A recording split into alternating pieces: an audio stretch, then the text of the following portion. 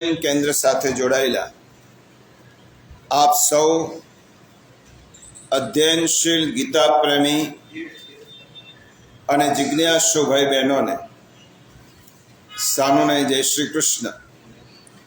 आप सर्वना हृदय में बिराजमान परम कृपाळु परमात्मा ने वंदन करी अपने गीता गायक श्री कृष्ण प्रभु अने गीता माताना चरणों में कोटि कोटि वंदन करी आजना अध्ययन प्रारंभ करें। प्रियजनों, आपणे अध्याय 8 अक्षर ब्रह्मयोग ना 10मा श्लोक सुधीनो अध्ययन करें। 10मा श्लोक में भगवाने महापुरुषोना प्रयाण काल ने समझाव्यो छे अने महापुरुषो केवी रीते जीवनना अंतिम तबक्का प्रभुनी पासे पहुंचे छे ते बताव्युं। गीताए जीवननी कला तो शीखवे ज छे, परंतु गीताए मृत्युनी पण कला शीखवे छे। आर्ट ऑफ डाइंग, मरवुं केवी रीते ए श्रीमद भगवद गीता शीखवे छे। अने एक वखत जेने मरवानी कला आवड़ी गई एनु जीवन सार्थक था। जीवात्मा ज्यांथी आव्यो छे त्यां तेने केवी रीते जवुं जोईए ए कला भगवान शीखवे छे अने जीवात्मानी अंतिम गति ने परम गति केवी रीते बनाववी एनी बात हवे भगवान आ श्लोक अने पछीना आगळना 3 श्लोक में करवाना छे। पहला अपने श्लोक नो पारायण करी। आज नवो श्लोक है 8मा अध्याय नो 11मो श्लोक पारायण करी एना अर्थ ने समझी अने पछी आपणे तेना विवरण ने समझीशुं। 8मो अध्याय 11मो श्लोक पान नंबर 132।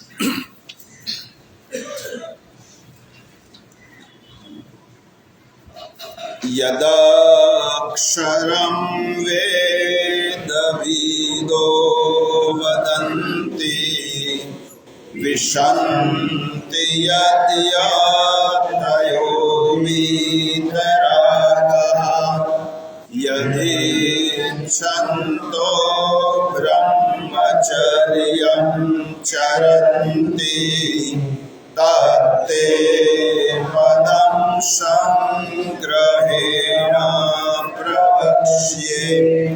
वेदविदः यत् अक्षरं वदन्ति वीतरागः यतयः यत् विशन्ति ब्रह्मचारिणः यत् इच्छन्तः ब्रह्मचर्यं चरन्ति तत् पदं संग्रहेण प्रवक्ष्ये।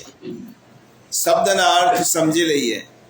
वेदविदः एटले वेद ने जाणनार विद्वानो, यत एटले जे सच्चिदानंद स्वरूप परम पद ने, अक्षरम एटले अविनाशी, वदंती एटले कहे छे, वीतरागः एटले आसक्ति विनाना, यतयः एटले यत्नशील सन्यासी महात्माओ, यत एटले जेनामा विशंति प्रवेश करे छे, यत एटले जे परम पदना इच्छन्तः इच्छुक ब्रह्मचारीओ, ब्रह्मचर्यम ब्रह्मचर्यनु चरंती आचरण करे छे, तत् ए पदम एटले पद ने ते एटले तारा माटे संग्रहेण एटले टूंकमां प्रवक्ष्ये कहीश।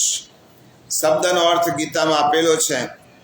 वेद ने जाणनारा विद्वान जे सच्चिदानंद घन स्वरूप परम पद ने अविनाशी कहे छे, आसक्ति विनाना यत्नशील सन्यासी योगीओ जेनामां प्रवेश करे छे, तथा जे परम पदना इच्छुक ब्रह्मचारीओ तेनी प्राप्ति माटे ब्रह्मचर्यनु आचरण करे छे, ए परम पद ने हूँ तारा माटे टूंकमां कहीश।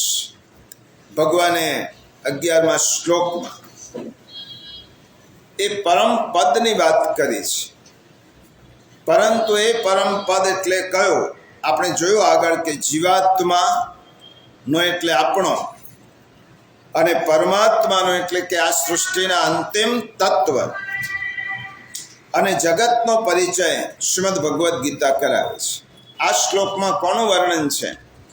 પરમ પદ, જેને એબ્સોલ્યુટ રિયાલિટી કહેવાય, આ બ્રહ્માંડનું પરમ સત્ય, જેને વેદવ્યાસે સત્યમ પરમ ધીમહિ એ ભાગવતમાં કહે, એ પરમ સત્ય, એબ્સોલ્યુટ ટ્રુથ, અંતિમ સત્વ ને કોણ સમજાવે છે? પ્રભુ પોતે સમજાવે છે. શ્રીમદ ભગવદ્ ગીતાની આ જ વિશેષતા છે. ઈશ્વર પોતે જ પોતાનો પરિચય કરાવે છે. કારણ કે પ્રભુનો પરિચય કરાવવા માટે બીજા કોઈનું સામર્થ્ય નથી. આપણે તો ગીતાનું વિવરણ સમજીએ છીએ, પરંતુ ગીતામાં ભગવાનનો પરિચય સ્વયં ભગવાને જ કરાવે. અને ભગવાન જ જો ભગવાનનો પરિચય કરાવે તો જ એ સમજાય. એટલે પ્રભુને સમજાવવા માટે કોણ સમર્થ છે? તો પ્રભુ જ.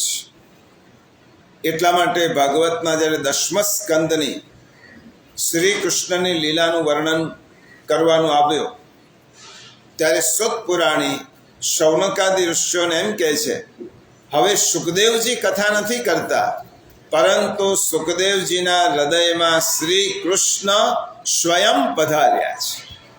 કારણ કે કૃષ્ણની લીલાનું વર્ણન કૃષ્ણ સિવાય બીજો કોણ કરી શકે? ભગવાન જ સમજાવનાર, સ્વયં પ્રભુ જ સમજાવે. જેવી રીતે ભાગવતમાં ગિરિરાજ ગોવર્ધન લીલા આવે છે. આ ગિરિરાજ ગોવર્ધનનું પૂજન પણ ભગવાન જ સમજાવે છે, અને પૂજન કરનાર પણ ભગવાન, અને પૂજન સમજાવનાર પણ ભગવાન, અને પૂજનનો અંગીકાર કરનાર પણ ભગવાન. એવી રીતે શ્રી કૃષ્ણ ગોવર્ધન લીલામાં પોતે જ પૂજા સમજાવે છે અને પોતે જ તેનો અંગીકાર કરે છે. અને એ અંગીકાર કરતા ભાગવતમાં શ્લોક લખ્યો છે કે આ કૃષ્ણ જેનું પૂજન કરે છે, હવે ભગવાનને થયો પૂજન તો મારું જ કરાવવાનું છે. પૂજન કેવી રીતે કરવું તે લોકો વ્રજવાસીઓને સમજાશે નહીં. એટલા માટે ભગવાને એક રૂપથી નંદ બાબાના કુંવર થયા, નંદ સુત થયા. અને ભાગવતમાં લખ્યું છે કૃષ્ણસ્ત્વન્યતમમ રૂપમ. અને ભગવાને પોતાનું બીજું રૂપ લીધું, ગોપ વિશ્રંભણમ ગત. ભગવાને બીજું રૂપ કયો લીધો? શૈલોસ્મિતિ ભ્રુવન ભૂરી બલિમા દદ બૃહદ વપુ. ભગવાને કહ્યું, હું શૈલોસ્મિતિ, હું આ પર્વત છું. અનેક રૂપે ભગવાને વ્રજવાસીઓની સાથે રહ્યા. 7 વર્ષના નંદ કુમાર રૂપે, અને બીજા સ્વરૂપે ભગવાને સમગ્ર ગિરિરાજ ગોવર્ધન પર પોતે પ્રવેશ કર્યો અને હજારો હાથ ધારણ કર્યા. એનો અર્થ વ્રજવાસીઓમાં વિશ્વાસ બેસાડવા માટે ગિરિરાજજીનું સ્વરૂપ ભગવાને ધારણ કરી અને ગર્જના કરી, શૈલોસ્મિતિ, હું પર્વત છું, ગિરિરાજોસ્મિ, હું ગિરિરાજ છું. એવી રીતે ગીતામાં સ્વયં ઈશ્વર જ અર્જુનના પરમ મિત્ર તરીકે એની સાથે ઉભેલા છે. જો ભગવાનના 2 રૂપ, જેવી રીતે ભાગવતમાં 2 રૂપ, એવી રીતે ભગવાન પોતાના જ રૂપનું વર્ણન કરે છે. એક રૂપે પ્રભુ અર્જુનના સખા, સારથી તરીકે તેની પાસે ઉભેલા છે. પોતાના જ પદનો પરિચય કરાવે છે. અને એ પરિચય ગીતામાં આત્મકથન છે અને શ્રીમદ ભાગવતમાં લીલા દર્શન છે. આ બીજો એક તફાવત સમજી લો. ગીતામાં આત્મકથન, ભગવાન પોતે જ પોતાની વાત કરે છે, અને શ્રીમદ ભાગવતમાં છે લીલા દર્શન. લીલાનું દર્શન ભાગવતમાં, અને પોતાના જ પરિચય ભગવાને ગીતામાં આપ્યો. હવે આ શ્લોકમાં ભગવાન શું કહે છે? હે અર્જુન, વેદને જાણનારા, જેને અક્ષર રૂપ કહે છે, વીતરાગ યોગીઓ જેનામાં પ્રવેશ કરે છે અને જેને પામવાની ઈચ્છા ધરાવનાર બ્રહ્મચર્યનું પાલન કરે છે, તે પરમ પદને હું તને સંક્ષેપમાં કહું છું. ગીતાનું મહત્વ એટલા માટે છે કે સૃષ્ટિનું પરમ તત્વ સ્વયં ઈશ્વર હવે પોતાની વાત કરવાના છે. ભગવાન તત્વની વાત કરી રહ્યા છે. તમને એમ થશે કે અર્જુનની સામે ઉભેલું ભગવાનનું સ્વરૂપ કયો? એ તો નરાકાર રૂપે પ્રભુ અર્જુનની સામે આવ્યા છે. પરંતુ ભગવાનનું પરમ તત્વ એ તો અંતિમ સત્ય છે, અંતિમ બ્રહ્મ છે. અને ભગવાન અર્જુનને એ જ કહે છે કે આ તત્વને એકવાર તો સમજી લઈશ, પછી તારે દુનિયામાં કોઈ વસ્તુ જાણવાની બાકી રહેશે નહીં. એક વખત આ તત્વનો પરિચય થઈ જશે, પરમ તત્વ એનો પરિચય થશે, પછી દુનિયામાં તને કોઈ વસ્તુ જાણવાની બાકી રહેશે નહીં. આપણે શીખી ગયા છે. જો 7મો અધ્યાય 2જો શ્લોક, પાન નંબર 119.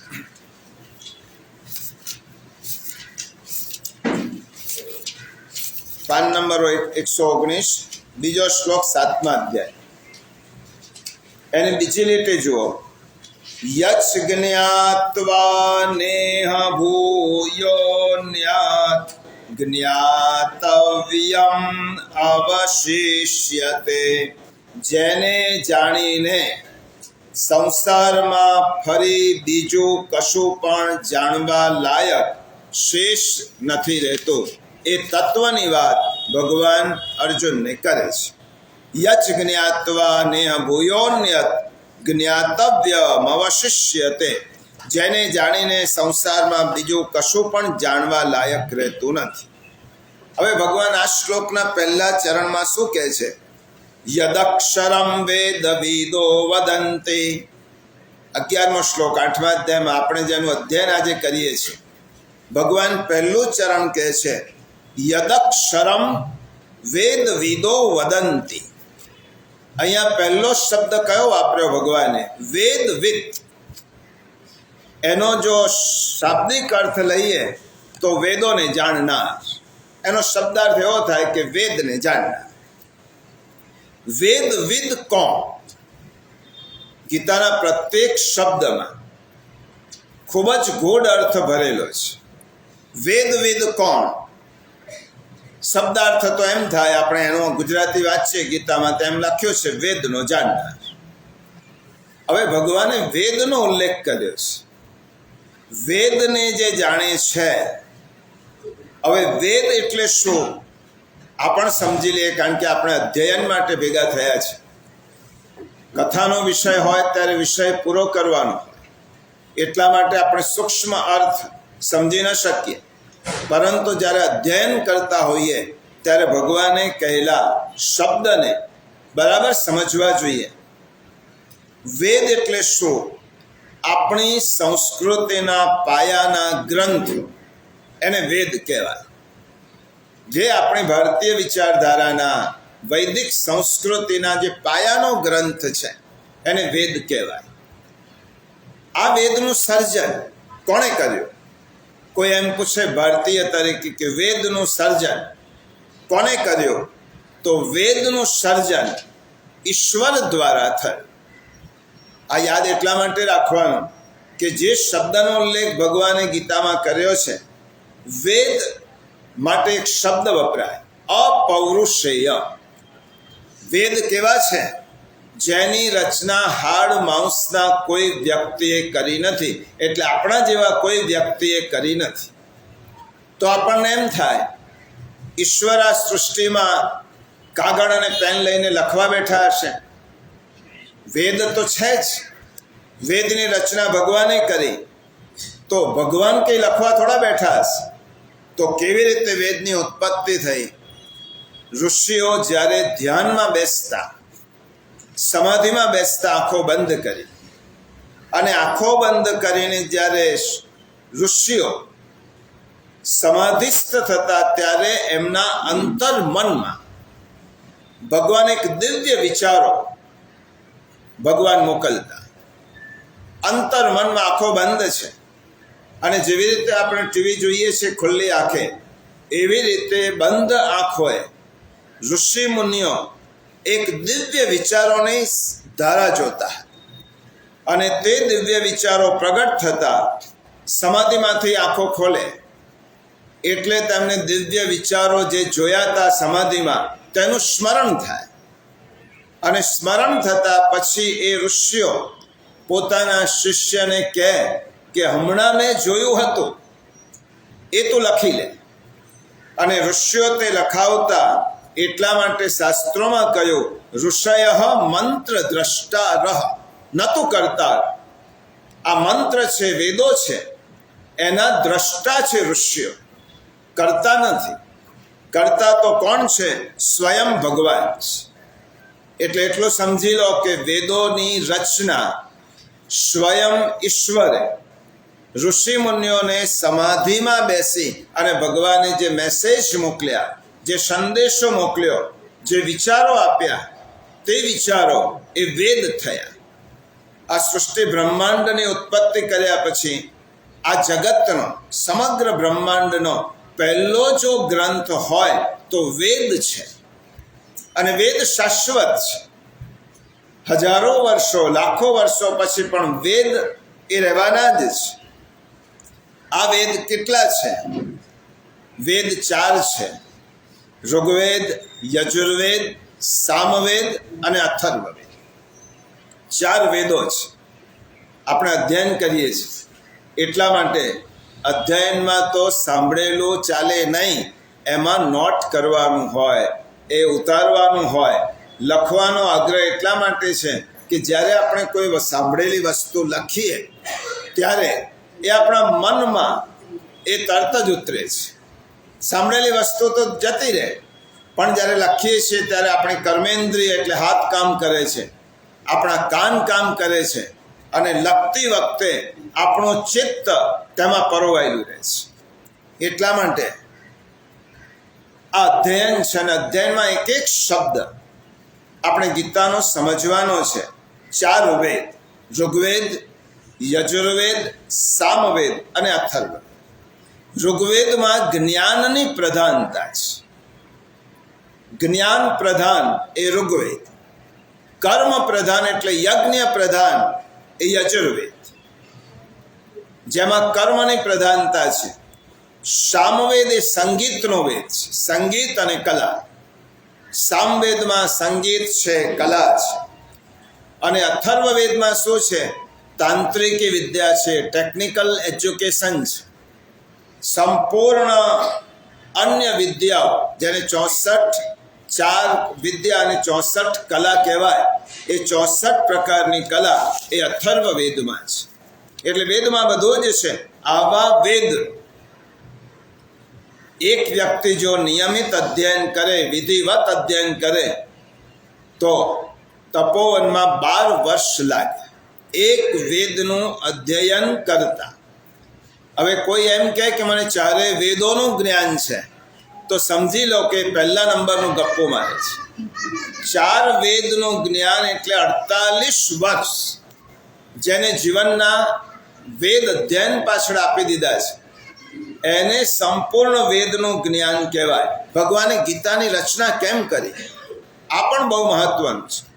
ભગવાનને ખબર છે કે કલયુગના લોકો બધા જ ગ્રંથોનું અધ્યયન કરી શકશે ને. આ વેદનું અધ્યયન કોણ કરી શકશે? ઉપનિષદો છે 108, ષડદર્શન છે, શાસ્ત્રો છે, 18 પુરાણો છે. આ બધાનું અધ્યયન એક વ્યક્તિ કેવી રીતે કરી શકે? એટલે ભગવાને અર્જુનના નિમિત્તે એક એવી આપણને નાનકડો ગ્રંથ આપ્યો કે જેમાં વેદ પણ આવે, જેમાં ઉપનિષદ પણ આવે, જેમાં ષટ દર્શન પણ આવે. ભગવાને એક નાનકડો ગ્રંથ શ્રીમદ ભગવદ્ ગીતા રૂપે આપણને આપ્યો. સર્વોપનિષદો ગાવો દુગ્ધા ગોપાલ નંદન પાર્થો વત્સ સુધર ભોક્તા દુગ્ધમ ગીતામૃતમ મહત. એટલા માટે 48 વર્ષો થાય વેદ પાઠી જુદા, ભગવાને શબ્દ વાપર્યો છે વેદવિત, જે વેદને જાણે છે. હવે વેદનું અધ્યયન પાઠ કરનાર જુદા, વેદને વાંચનારા જુદા, વેદને જાણનારા જુદા, અને વેદની અંદર રહેલા તત્વને સમજનારા જુદા. જેવી રીતે આપણે કુરુક્ષેત્રમાં ગીતાનો પાઠ કર્યો, ગીતાનું પારાયણ કર્યું, એનો અર્થ એમ નહીં કે આપણે ગીતાનું રહસ્ય ખબર પડી ગઈ. એ આપણે ગીતાનું પારાયણ કરીએ, આપણે ગીતા ઘેર વાંચીએ, પાઠ કરીએ, એક એક શ્લોક, 5-5 શ્લોક, એક અધ્યાય, તો એ આપણે ગીતાનો પાઠ કરીએ છીએ. ગીતાનું પારાયણ કરીએ, 700 શ્લોક એક સાથે બેસીને વાંચીએ, એ પારાયણ કહેવાય. ગીતાનો પાઠ કરીએ, એક અધ્યાય વાંચીએ, એ પાઠ કહેવાય. દર રવિવારે આપણે ગીતાના એક શ્લોકને, એક શબ્દને સમજવા પ્રયત્ન કરીએ, તેને અધ્યયન કહેવાય. અને ગીતાને જો જીવનમાં ઉતારીએ તો ગીતાના તત્વને સમજ્યા કહેવાય. ગીતાની અંદરનું તત્વ સમજવું એટલે શું કરવું? ગીતામાં ભગવાને જે કહ્યું છે તે આપણા જીવનમાં આપણે ઉતારવાનો પ્રયત્ન કરવાનો. એ ગીતાને આત્મસાત કરીએ. જો પારાયણ જુદો, પાઠ જુદો, અધ્યયન જુદો, અને શ્રીમદ ભગવદ્ ગીતાના તત્વને સમજી ભગવાને જે કહ્યું છે તે જીવનમાં ઉતારીએ ત્યારે આપણે ગીતાવિદ કહેવાય. જેવી રીતે વેદવિદ એટલે વેદના તત્વને સમજનાર, વેદના તત્વને જાણનાર. અને વેદવિદ શબ્દ ભગવાને વાપર્યો છે એટલા માટે આ વેદનું મહત્વ શું છે? તમે કોઈ પણ વાત કહો ત્યારે આપણા શાસ્ત્રો એમ કહે કે તમારી વાતને વેદનું પ્રમાણ છે. આપણે ત્યાં 3 ગ્રંથો પ્રમાણ ગ્રંથો ગણાય. પ્રમાણ એટલે જેમાં કયું હોય એની સામે કોઈ શંકા ન હોય. પ્રમાણ ગ્રંથ 3 ગ્રંથો પ્રમાણ ગ્રંથ, વેદ અને ઉપનિષદ. જેને ઉપનિષદ એટલે વેદાંત, વેદનો અંતિમ ભાગ, તેને ઉપનિષદ કહેવાય. વેદ અને ઉપનિષદ પહેલો, બ્રહ્મસૂત્ર બીજો, મહર્ષિ વેદવ્યાસ રચિત બ્રહ્મસૂત્ર, અને ત્રીજો શ્રીમદ ભગવદ્ ગીતા. આ ત્રણેયમાં જે વાત કહી છે એ પ્રમાણ ગણાય, ઓથેન્ટિક ગણાય. અને મહાપ્રભુજીએ ચોથું પ્રમાણ ઉમેર્યું અંદર, શ્રીમદ ભાગવત. વેદાહ શ્રી કૃષ્ણ વાક્યાની વ્યાસસૂત્રાણી ચૈવહી સમાધિ ભાષા વ્યાસસ્ય પ્રમાણમ તચ્ચતુષ્ટય. આ મહાપ્રભુજીએ કહ્યું કે આ 4 પ્રમાણ છે. વેદ, એની સાથે ઉપનિષદ આવી જાય. પછી બીજો પ્રમાણ બ્રહ્મસૂત્ર, મહર્ષિ વેદવ્યાસનું. ત્રીજું પ્રમાણ ભગવાને સ્વમુખે કહેલી શ્રીમદ ભગવદ્ ગીતા. અને ચોથું પ્રમાણ મહાપ્રભુજીએ ઉમેર્યો એ શ્રીમદ ભાગવત, કારણ કે એ પણ મહર્ષિ વેદવ્યાસજીની સમાધિ ભાષા છે. આ 4ને પ્રમાણ ગણાય. હવે આ શ્લોકના પહેલા ચરણને આપણે જો સમજવું હોય વેદવિદ કોણે કહેવાય, તો આપણે છાંદોગ્ય ઉપનિષદનું એક આખ્યાન સમજવું પડે. છાંદોગ્ય ઉપનિષદ 11 મહત્વના ઉપનિષદો છે. ઈશ ઉપનિષદ, કેન ઉપનિષદ, કઠ ઉપનિષદ, ઐતરેય, તૈતરેય, માંડુક્ય, મુંડક, છાંદોગ્ય, બૃહદારણ્યક, આ બધા ઉપનિષદના નામ છે. મુખ્ય 11 ઉપનિષદ. આ ઉપનિષદમાં એક વાત કહેવામાં આવી છે, અને તે વાત છે એકવાર વેદવિદ કોણે કહેવાય આ શબ્દને આપણે સમજીએ છીએ. આ શબ્દ ભગવાને શેમાંથી લીધો છે? છાંદોગ્ય ઉપનિષદમાં. ભગવાન જ્યારે બોલતા ગયા તો ભગવાનના મગજમાં તો બધું જ હોય. 4 વેદો હોય, શાસ્ત્રો હોય, ઉપનિષદો હોય, અને ભગવાનના મુખારબિંદમાંથી જે શબ્દ નીકળ્યો તેને ઉપનિષદ અને વેદનું પીઠબળ હોય. કારણ કે બધા જ ગ્રંથો તો ભગવાનના મનમાં છે. એટલા માટે ભગવાને કહ્યું યદક્ષરમ વેદ વિદો વદંતી. વેદવિદ કોણ? વેદ જાણે છે વેદવિદ કહેવાય. વેદનો પાઠ કરે છે તેને વેદવિદ કહેવાય. ભગવાન કહે છે વેદવિદ એટલે વેદનું જે તત્વ છે એને જે જાણે છે એને વેદવિદ કહેવાય. એકવાર નારદ ઋષિ સનત કુમારોની પાસે આવે. આ પાત્રો પણ સમજવા જેવા છે અને અધ્યયનના માધ્યમથી જ આ બધા પાત્રોને સમજાય. આપણે નામ તો ઘણીવાર ભાગવતની કથામાં સાંભળીએ કે નારદજી, સનત કુમાર, પરંતુ આખી કથા સાંભળ્યા પછી કોઈ આપણને એમ પૂછે કે આ સનત કુમાર એ કોણ છે, તો આપણે પાછું માથું ખંજવાડ્યું કે આ સનત કુમાર તો ખબર જ નથી. તો આખો ભાગવત સાંભળ્યો તો સનત કુમાર એ ખબર નથી, તો પછી ભાગવત સાંભળ્યું કેવી રીતે? તો ભાગવતમાં આ બધા જે 7 દિવસના ક્રમમાં આ સૂક્ષ્મ વિષયોની સમજણ ન અપાય, કારણ કે સનત કુમારોનો પરિચય ભાગવતની શરૂઆતમાં જ આવે. સનત કુમાર કોણ? બ્રહ્માજી એટલે આ સૃષ્ટિના સર્જક. આપણી સૃષ્ટિની ઉત્પત્તિની કથા ભાગવતમાં છે, ઉપનિષદમાં છે, પુરાણોમાં છે. અને આપણે બહુ સ્પષ્ટ છીએ, આપણું ભારતીય દર્શન બહુ જ સ્પષ્ટ છે. આપણે વિજ્ઞાનના ઉત્ક્રાંતિવાદમાં કે વાનરમાંથી માનવ થયો એ આપણી સંસ્કૃતિ નથી. જો વાનરમાંથી માનવ થયો હોય તો આપણા દેખતા કેટલાય વાનરો છે, કેમ માણસો નથી થતા? વાનરમાંથી માનવની ઉત્પત્તિ થઈ એ ડાર્વિનનો ઉત્ક્રાંતિનો સિદ્ધાંત છે. અને ઉત્ક્રાંતિની દ્રષ્ટિએ તેને જે સિદ્ધાંત આપ્યો છે તે તેની રીતે સાચો છે. પરંતુ આપણા શાસ્ત્રોની તો સૃષ્ટિ સર્જનની કલ્પના બહુ સ્પષ્ટ છે. આ સૃષ્ટિની ઉત્પત્તિ કોણે કરી? તો એના માટે પરમ પિતા બ્રહ્મા. તો પછી બ્રહ્માની ઉત્પત્તિ ક્યાંથી થઈ? તો આપણા શાસ્ત્રમાં લખ્યું કે બ્રહ્માની ઉત્પત્તિ આદિ નારાયણ, જેને આપણે ક્ષીરસાગરમાં પડેલા પ્રભુ કહીએ છીએ, એ આદિ નારાયણની નાભીમાંથી, એમના નાભીમાંથી એક કમલ પ્રગટ થયો, જેને દિવ્ય કમલ કહેવાય, જેને આદિ કમલ કહેવાય. શેષશાહી નારાયણ ના નાભી કમલમાંથી એક કમલની ઉત્પત્તિ થઈ અને એ કમલમાંથી બ્રહ્માજી ઉત્પન્ન થયા. હવે બ્રહ્માજી શોધવા લાગ્યા કે હું ક્યાંથી ઉત્પન્ન થયો, મારું સર્જન કોણે કર્યું? ત્યારે બ્રહ્માજી ચારે તરફ શોધવા લાગ્યા, એટલે એમના 4 મુખ થયા. બ્રહ્માજી ચતુર્મુખ છે, એટલા માટે બ્રહ્માજી 4 મુખથી ચારે દિશામાં જોવા લાગ્યા કે મારું સર્જન કર્યું કોણે. હજારો વર્ષની તપશ્ચર્યા કરી બ્રહ્માજીએ. ત્યારે શેષશાહી નારાયણના દર્શન થયા. અને શેષશાહી નારાયણના દર્શન થયા પછી બ્રહ્માજી હાથ જોડીને આદિનારાયણને પૂછે છે, હે પ્રભુ, મારું સર્જન કેમ કર્યું છે? ત્યારે બ્રહ્માજીએ કહ્યું કે ભગવાને કહ્યું, હે બ્રહ્મા, તમારે સૃષ્ટિનું સર્જન કરવાનું છે, તમારામાંથી સૃષ્ટિનું સર્જન થવું જોઈએ. એટલે બ્રહ્માજી એટલે કોણ? Creative power.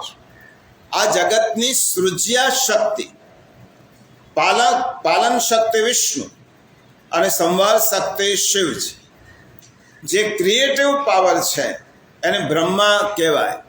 અને બ્રહ્માને પ્રભુએ આજ્ઞા કરી સૃષ્ટિ રચવાનો પ્રારંભ. આ કથા ભાગવતના 2 સ્કંદમાં આવે છે. હવે બ્રહ્માજીને સંકલ્પ કર્યો કે મારે સૃષ્ટિની રચના કરવી છે. તો તે વખતે તો બ્રહ્મા એકલા જ હતા, સ્ત્રી પુરુષ નહોતા. સ્ત્રી પુરુષની કથા પણ પછી આવે છે ભાગવતમાં અને જુદા જુદા પુરાણોમાં, મનુ અને શતરૂપા રૂપે. હમણાં તો સૃષ્ટિનો આરંભ કેવી રીતે થયો?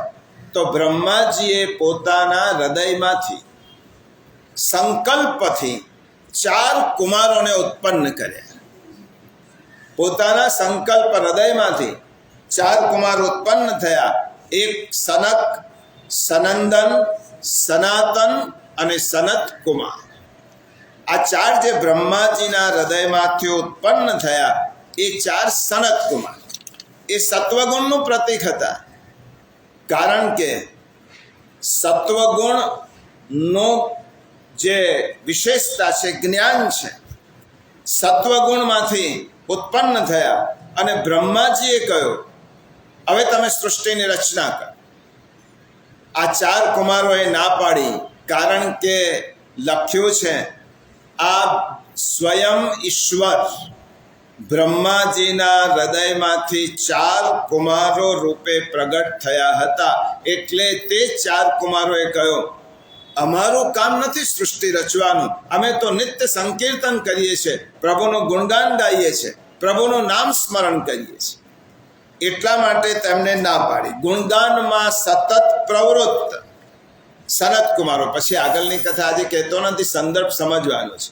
પછી બ્રહ્માજીએ સનત કુમારોએ ના પાડી એટલે બ્રહ્માજીએ પોતાના ડાબા અંગમાંથી એક સ્ત્રીનું નિર્માણ કર્યું, એનું નામ શતરૂપા. અને જમણા અંગમાંથી સ્વયંભૂ મનુ, જેને સૃષ્ટિના માતા પિતા કહેવાય, મનુ પરથી આપણે માનવ થયા. મનોહો અપત્ય પુમાન, માનવ. એટલે આપણા માતા પિતા બ્રહ્માજીના આ અંગમાંથી પ્રગટ થયા, એ વાત જુદી છે. આજે આપણે સનત કુમારો, આ 4 સનત કુમાર, એમના મુખમાંથી નિત્ય પંચાક્ષર મંત્રનું રટણ થતું. હરિસ્મરણમ, હરિશરણમ, હરિશરણ. આ ભાગવતનો પંચાક્ષર મંત્ર છે.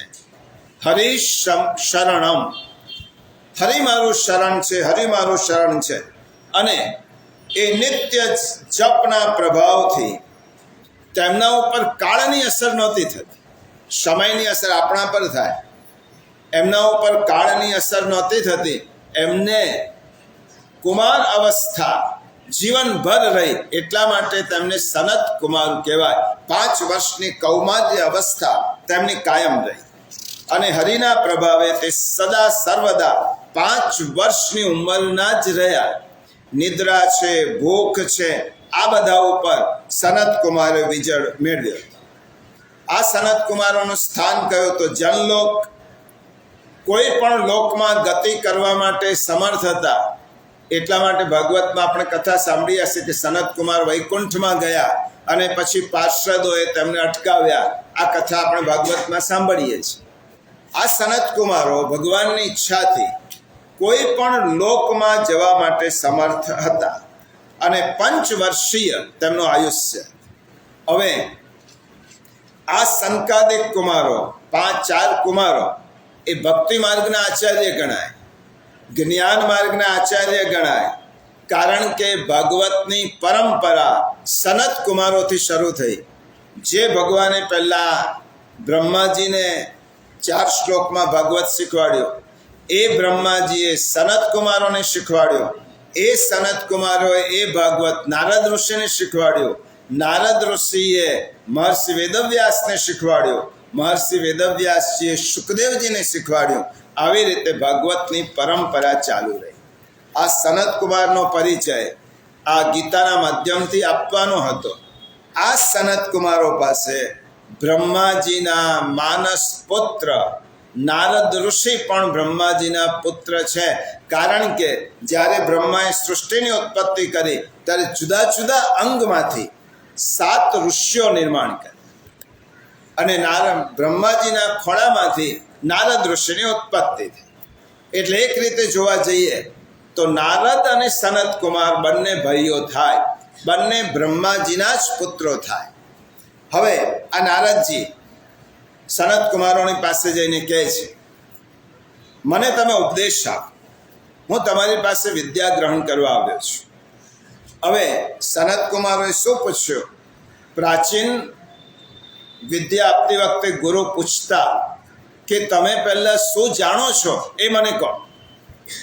એટલે તેમને સનત કુમારોએ નારદ ઋષિએ કહ્યું કે હું ઋગ્વેદ જાણું છું, 4 વેદ, ઇતિહાસ, પુરાણ, વ્યાકરણ, શાસ્ત્ર, ગણિત, નીતિશાસ્ત્ર, તર્કશાસ્ત્ર, વ્યુત્પત્તિ શાસ્ત્ર, વેદ વિદ્યા, ધનુર્વેદ, જ્યોતિષ, સર્પ વિદ્યા, દેવ વિદ્યા, મનુષ્ય વિદ્યા બધું જ જાણું છું. આ નારદ ઋષિ કોણે કહે છે? સનત કુમાર. તો આ બધું જ જાણો છો તો મારી પાસે આવ્યા કેમ? નારદ ઋષિ કહેવા લાગ્યા, હું તમારી પાસે એટલા માટે આવ્યો છું કે આટલું બધું જાણવા છતાં પણ મારા મનમાં હજી કશીક વસ્તુ ખૂટે છે, કંઈક ખટકે છે. આ બધું જ જાણો છો છતાં પણ મને એમ લાગે છે કે હજી મેં પૂરેપૂરું કશું જાણ્યું નથી, જાણવા જેવું મેં જાણ્યું નથી. એટલા માટે તમારી પાસે આવ્યો છું. અને વિનયથી સનત કુમારોની પાસે નારદ ઋષિ બેસે છે અને જ્ઞાન આપવાની શરૂઆત કરે છે। જ્ઞાન મેળવવું કેવી રીતે? ગીતામાં બહુ નાના નાના ઉકેલો ભગવાને આપ્યા છે।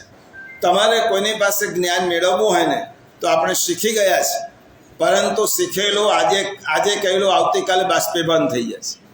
એટલા માટે મારે વર્ષો પહેલાં આપણે જે ભણ્યા તે પાછું યાદ કરાવવું પડે।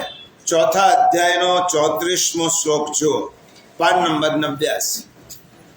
પાન નંબર 89માં ભગવાને શું કહ્યું છે? ચોથો અધ્યાય, કોઈની પાસે શીખવું હોય તો 34મા શ્લોકમાં ભગવાને કહ્યું છે, તદ વિદ્ધિ પ્રણિપાતેન પરિપ્રશ્નેન સેવયા ઉપદેક્ષ્યન્તિ તે જ્ઞાનમ જ્ઞાનિનસ્તત્વદર્શિનઃ। એ જ્ઞાનને તો તત્વદર્શી જ્ઞાની જનો પાસે જઈને જાણ। એમને યોગ્ય રીતે દંડવત પ્રણામ કરવાથી, એમની સેવા કરવાથી અને કપટ છોડીને સરળ ભાવે પ્રશ્ન પૂછવાથી પરમાત્મા તત્વને બરાબર ઓળખનારા એ જ્ઞાની મહાત્માઓ તને તત્વજ્ઞાનનો ઉપદેશ આપશે। વિદ્યા કેવી રીતે ગ્રહણ કરવી ભગવાને શીખવાડ્યું।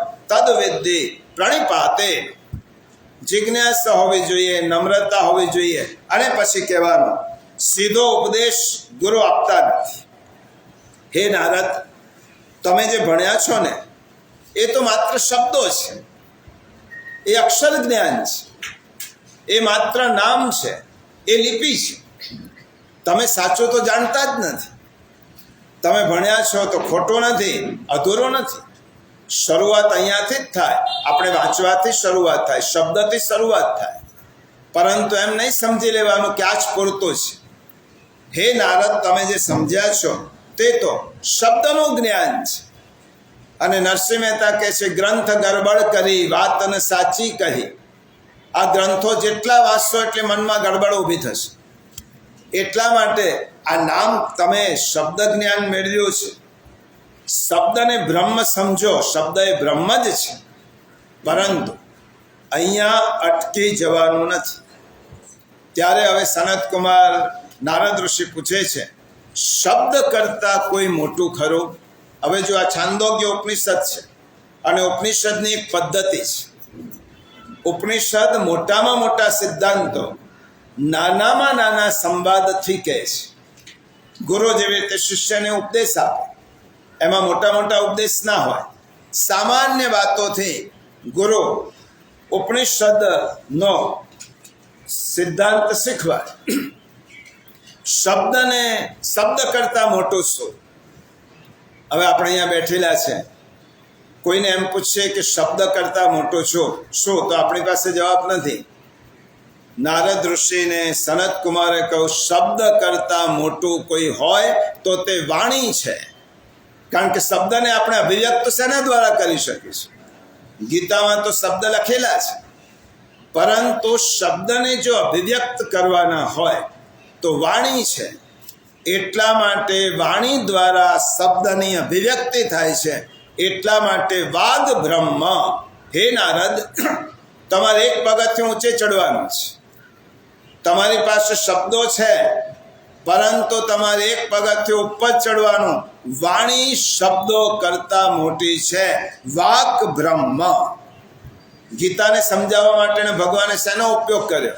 પોતાના વચનનો, પોતાની વાણીનો। શબ્દોને અભિવ્યક્ત કરવા માટે વાણી જોઈએ, એટલા માટે વાણી મોટી છે।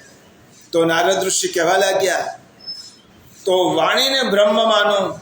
સનત કુમારો કહે છે, વાણી કરતાં પણ એક ઉપરનો તત્વ છે। શબ્દ કરતાં, યાદ રાખજો, શબ્દ કરતાં વાણી મોટી, પણ વાણી કરતાં મોટું શું? સનત કુમારે કહ્યું, વાણી કરતાં મોટું મન છે। કારણ કે તમને મન થયો અહીંયા આવવાનું અધ્યયનમાં, મને મન થયો, પછી વાણી આવી, પછી શબ્દો આવ્યા, પણ અહીંયા કોણ લાવ્યું? આપણા મનમાં થયું કે જવું છે ગીતાજીમાં, અધ્યયન કેન્દ્રમાં જવું છે, તો વાણી કરતાં જે મોટું છે એ મન છે.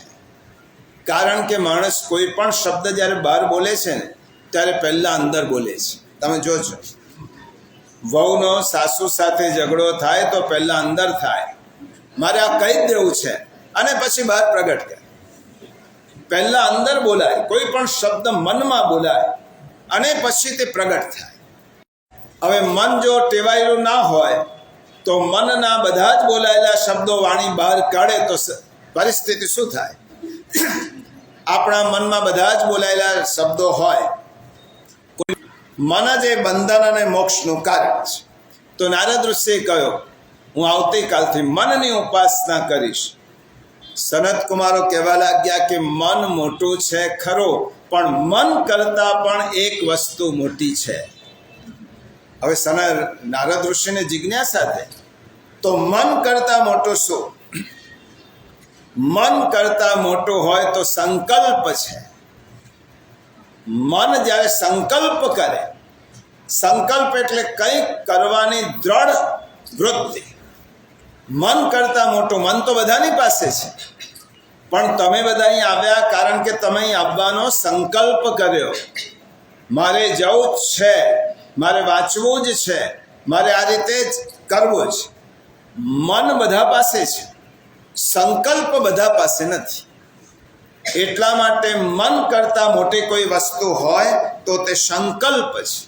એટલે ઋગ્વેદનું પહેલું સૂક્ત, તન્મે મનઃ શિવ સંકલ્પમસ્તુ, શિવ સંકલ્પ સૂક્ત છે. સંકલ્પ એટલે મારે કરવું જ છે, મારે ગીતા વાંચવી જ છે, મારે કુરુક્ષેત્ર જવું જ છે. આ બધા સંકલ્પ થાય. સંકલ્પ એટલે દ્રઢ વૃત્તિ. અને નારદ ઋષિ કહે છે, સંકલ્પ જો મોટો હોય તો સંકલ્પ જ બ્રહ્મ હોય.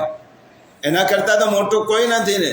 સનત કુમારોએ કહ્યું, એના કરતાં મોટી એક વસ્તુ છે, એનું નામ ચિત્ત. ચિત્ત સંકલ્પ કરતાં મોટું છે. ચિત્ત કોણે કહેવાય? આપણું અંતઃકરણ છે ને, એમાં મન, બુદ્ધિ, ચિત્ત અને અહંકાર 4 વૃત્તિઓ. મન તો એક પાર્ટ છે અંતઃકરણ. તો આ ચિત્ત છે, આ ચિત્ત શું કરે છે? માણસ કંઈક જાણે છે પછી સંકલ્પ કરે છે. તો જાણવાનું કામ કોણે કર્યું? ચિત્તે કર્યું. આવી રીતે ગીતાનું અધ્યયન ચાલે છે, આ ચિત્તે જાણ્યું, બુદ્ધિમાં ઉતર્યો અને મનને કહ્યું કે તારે જવું જોઈએ. મને સંકલ્પ કર્યો. એટલા માટે જાણવાનું કામ ચિત્ત કરે છે, માટે ચિત્ત એ મોટું છે. તો નારદ ઋષિએ કહ્યું, ચિત્ત કરતાં બીજું કોઈ મોટું ખરું? સનત કુમારે કહ્યું, ચિત્ત કરતાં પણ એક વસ્તુ મોટી છે, એનું નામ છે ધ્યાન. જો આ એક ક્રમશઃ ઉપનિષદની એક કળા છે. તમારે ક્રમશઃ ઉપર ક્યાં સુધી લઈ જાય છે. ચિત્ત કરતાં પણ એક મોટી વસ્તુ છે ધ્યાન. જો આપણું ચિત્ત ચારે બાજુ વેરાયેલું હશે, ચારે બાજુ ફાંફા મારતો હશે, ચિત્ત એકાગ્ર નહીં હોય તો ચિત્ત જાણશે કેવી રીતે? ચિત્તને એકાગ્ર કરવું પડે. એટલા માટે પાતંજલ યોગસૂત્રમાં પહેલી વ્યાખ્યા આપી કે યોગ ચિત્ત વૃત્તિ નિરોધ. ચિત્ત વૃત્તિને એકાગ્ર કરવી. આપણી અંદર ઘણા બધા પ્રકારની વૃત્તિઓ છે, એ બધી જ વૃત્તિઓને સ્થિર કરવી. એ સ્થિર કરવાનું કામ કોણ કરે છે? ધ્યાન, મેડિટેશન એ કરે છે. આ બધાને માટે ધ્યાન મહત્વનું છે. અને ગીતાના 12મા અધ્યાયમાં કહ્યું ભગવાને, જ્ઞાનાત ધ્યાનમ વિશિષ્યતે. જ્ઞાન કરતાં પણ ધ્યાન શ્રેષ્ઠ છે. પછી તો આગળ બધું ઘણું કહ્યું છે. નારદજી પૂછે છે, હવે તમે ધ્યાનની વાત કરી તો પછી ધ્યાન જ શ્રેષ્ઠ છે. હજી નારદ, ધ્યાન કરતાં પણ એક મોટી વસ્તુ છે. તો કઈ વસ્તુ છે? ધ્યાન કરતાં મોટી વસ્તુ છે વિજ્ઞાન. ધ્યાન કરતાં મોટું વિજ્ઞાન. કારણ કે વિજ્ઞાનની વ્યાખ્યા આપણે સમજી ગયા 7મા અધ્યાયમાં. વિજ્ઞાન કોણે કહેવાય? જ્ઞાન એટલે જાણવું, અને વિજ્ઞાન એટલે અનુભવ. જાણવા કરતાં અનુભવ મોટો કહેવાય. કોઈ માણસ કહે કે મેં જાણેલું છે, અને કોઈ માણસ કહે કે મેં અનુભવેલું છે. રસોઈ કરતી બહેનો ચોપડીમાંથી ખોલી અને રસોઈ કરે, દાળમાં મસાલા નાખે, એના કરતાં એક રસોઈની જાણકાર એ રસોઈ કરે તો બેમાં ફેર ખરો કે નહીં? એકનું જ્ઞાન છે, બીજાનો અનુભવ છે. વિજ્ઞાન એટલે અનુભવ. અને નારદજી કહે છે ધ્યાન કરતાં પણ અનુભવ મોટો છે, વિજ્ઞાન મોટું છે. જ્ઞાન એટલે જાણવું અને વિજ્ઞાન એટલે અનુભવવું. આ જગતમાં પ્રભુએ વિજ્ઞાનની વ્યાખ્યા કરી. આ જગત સ્વતંત્ર નથી પણ પરમેશ્વરને આધીન છે. આવું જાણવું તેનું નામ વિજ્ઞાન. આ વિજ્ઞાન તો વિજ્ઞાનથી મોટું શું કે વિજ્ઞાન જ મોટું છે. સનત કુમારે કહ્યું વિજ્ઞાનથી પણ એક વસ્તુ મોટી છે, એનું નામ બળ. આપણા શરીરમાં બળ જ ના હોય તો જ્ઞાન, ધ્યાન, વિજ્ઞાન, ચિત્ત બધું જ નકામું થાય. શરીરની શક્તિ જ ના હોય. તમારે ગીતામાં આવવાની ઘણી ઈચ્છા છે પણ બળ નથી. બીમારી આવી ગઈ છે, અશક્ત થઈ ગયા છો, વૃદ્ધ થયા છો, ખાટલામાંથી ઉઠાતું નથી, તો શું કામનું? પછી સૂતા સૂતા સંકલ્પ પણ કરીએ તો અર્થ શું? એટલા માટે વિજ્ઞાનથી મોટું છે બળ. નાયમાત્મા બલહીનેન લભ્ય. બળ વગરનાને તો આત્મજ્ઞાન પણ થતું નથી. એટલા માટે બલોપાસનાનું મહત્વ છે.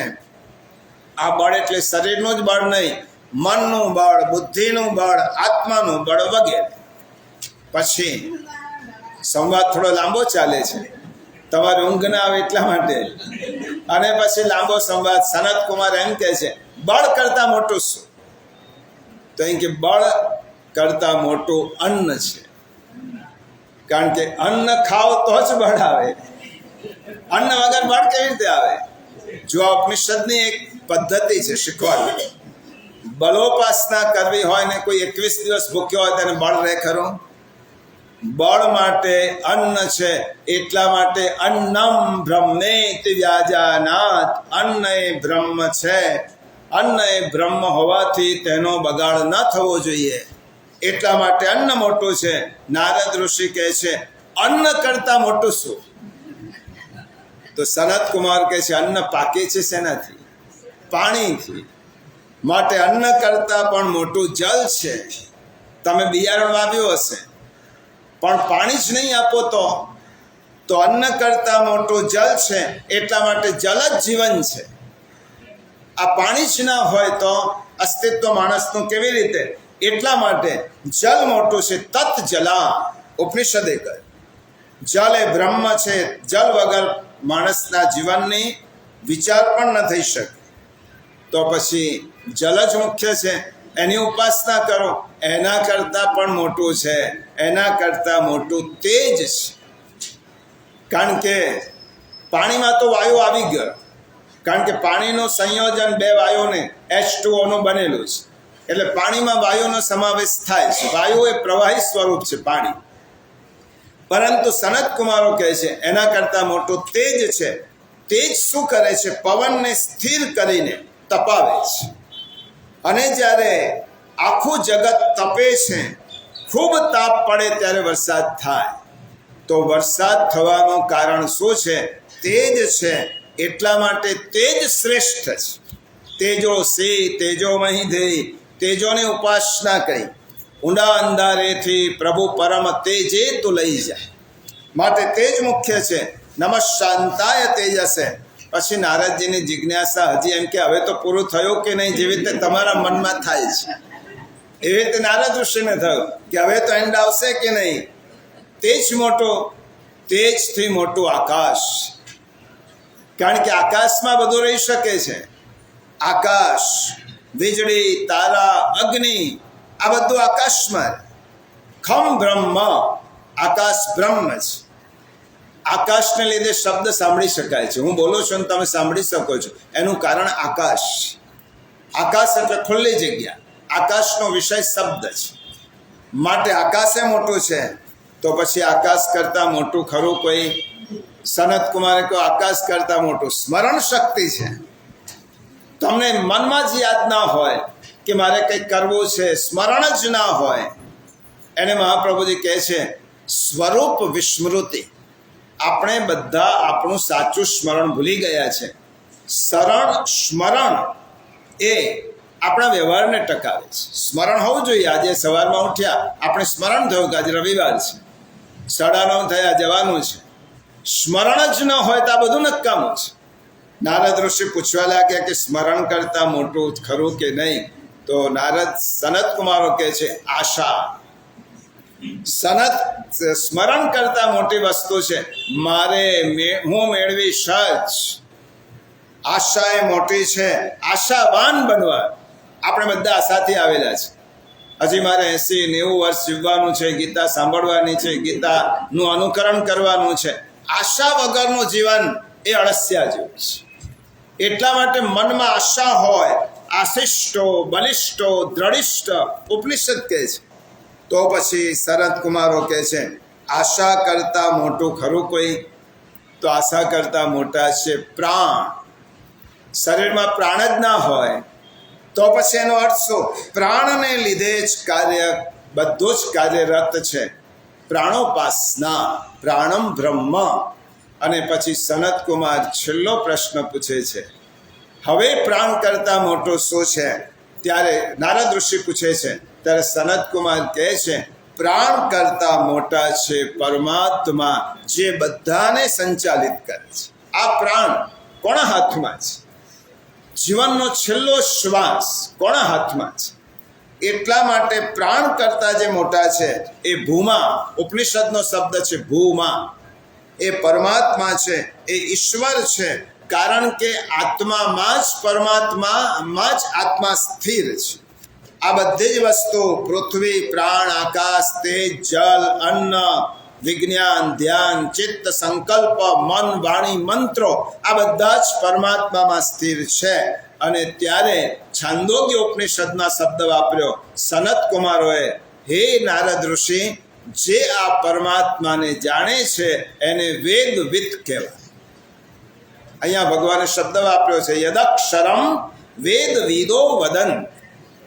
આ વેદવિદ પુરુષ આ પરમાત્માને અવિનાશી સમજે છે. અને પછી આ શ્લોકને 2 મિનિટમાં જ પૂર્ણ કરી દઈએ, કારણ કે આગલા શ્લોકમાં આવતા રવિવારે જઈશું.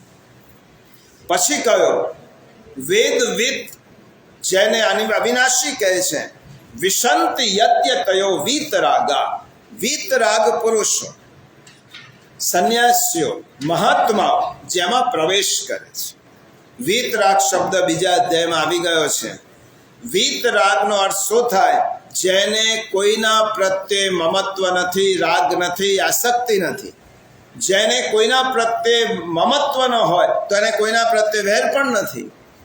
તમે એક જણને એમ કહેશો કે આ મારો છે તો સામેવાળો બીજો જ થવાનો. પરંતુ આ દુનિયામાં બધા જ મારા છે એમ કહો, એને વીતરાગ કહેવાય. વીતરાગ વ્યક્તિ એવી છે કે આ સંસારમાં જેને કોઈના પ્રત્યે વિશેષ મમત્વ નથી, બધા જ મારા.